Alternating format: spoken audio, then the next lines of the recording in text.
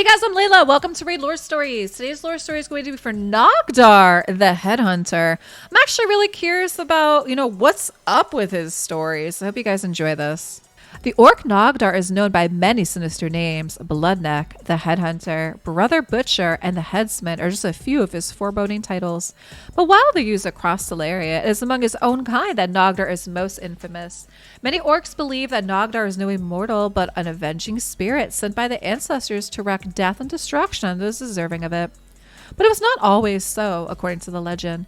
The Headhunter was the weakest son born to Shashrak, an orc general who commanded a Galampack army during its war against the Telerian League. With so many older brothers competing for their father's attention, Nogdar believed he could never gain Shashrak's approval, much less his appreciation. But Shashrak was not as oblivious to his fatherly duties as he first appeared. Though he did not talk of it, he watched his youngest and weakest son closely, waiting to see if a day would come when he would prove himself. That day came shortly after the Galan defeat at the Battle of Morncliff. Having launched his flanking maneuver too early and against orders, Scarrow, Shashrak's eldest son, bore the blame for the defeat. He further compounded his failure by coming to blows with his father. Scarrow was punished with exile, but the arrogant son would not accept it. Shashrak was left with no choice but to send his son to death. But Scarrow remained popular among the orcs of his father's army, and Shashrak would find none who would carry out the sentence until Nogdar stepped forward.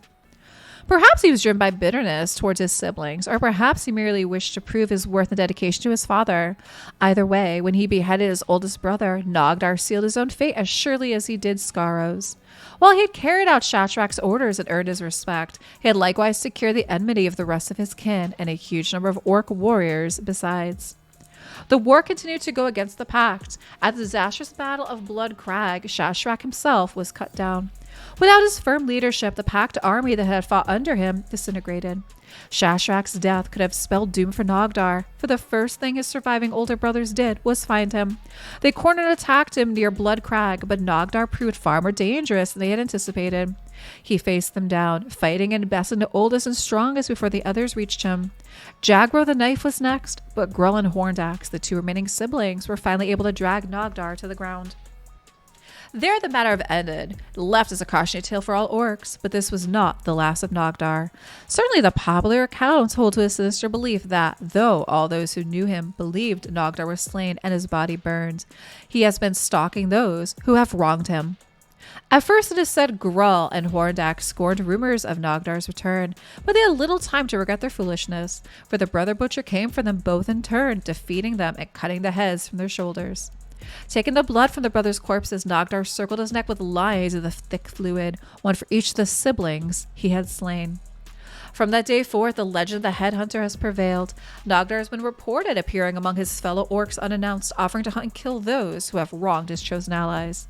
He speaks little, and when he does, his voice is a deathly scrape.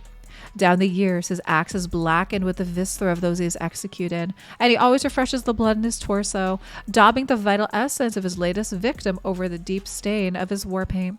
Learned non-orcs who have heard the many tales of Nogdar posit that he may be an agent of the Arbiter, saved from death at the hands of his brothers at the last minute by the hallowed agent of Lumea. Many orcs scoff at the notion, but it is a belief gaining traction. Well, okay then. I gotta say, I feel like this story does fit Nogdar. Wow, just very, very merciless, going through and murdering his own family. Oh my gosh, guys. Drop us a comment down below what you think for the lore story for Nogdar, and thanks so much for watching.